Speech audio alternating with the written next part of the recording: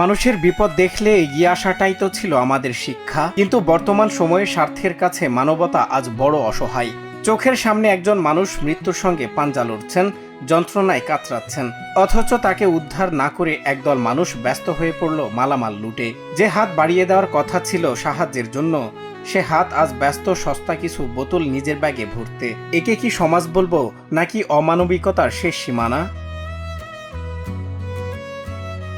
রাস্তার ধারে ভয়াবহ এক দুর্ঘটনা। একটি বিশাল ট্রাক উল্টে গিয়ে পড়ে আছে রাস্তার পাশে। গাড়িতে থাকা হাজার হাজার পানীয়ের বোতল চারিদিকে ছড়িয়ে ছিটিয়ে। এই করুণ দৃশ্য দেখে স্থানীয়দের মনে একটুও দয়া হলো না, বরং তারা হাতে চাঁদ পেলেন। বস্তা আর ব্যাগ নিয়ে হুড়োহুড়ি লেগে গেল বোতল চুরির জন্য। কেউ ব্যাগ ভরছেন, কেউ আবার বাইকের পেছনে নিয়ে যাচ্ছেন লুটের মাল।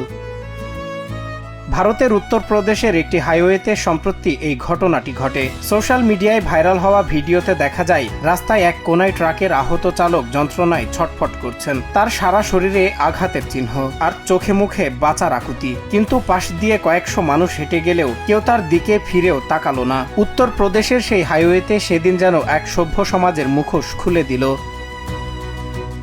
ভাইরাল হওয়া সেই ভিডিওটি দেখে শিউরে উঠেছে অনেকে, আবার অনেকে বলছেন এরা মানুষ নয়, এরা আসলে মানুষরূপী শকুন। চালক একা বসে কাতরাচ্ছেন আর তার চারপাশ দিয়ে একদল যুবক বস্তা ভরে পানীয় লুট করছেন। এমন দৃশ্য কেবল বর্তমান সময়ের মূল্যবোধের অবক্ষয়কে তুলে ধরে। সামান্য কয়েকটি বোতলের দাম কি একটি মানুষের জীবনের চেয়েও বেশি হয়ে গেল?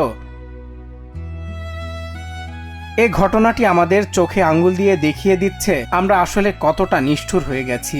আমরা পৃথিবী জয় করলেও মনের ভেতরে থেকে মায়া, মমতা আর নৈতিকতা হারিয়ে ফেলেছি। সস্তা পানীয়ের জন্য যারা নিজেদের বিবেক বিক্রি করে দিল, তারা কি আয়নায় নিজেদের মুখ দেখতে পারবে? বিপদে অন্যর পাশে দাঁড়ানোই হোক আমাদের প্রকৃত পরিচয়। সজল বিশ্বাস, বাংলা টিভি।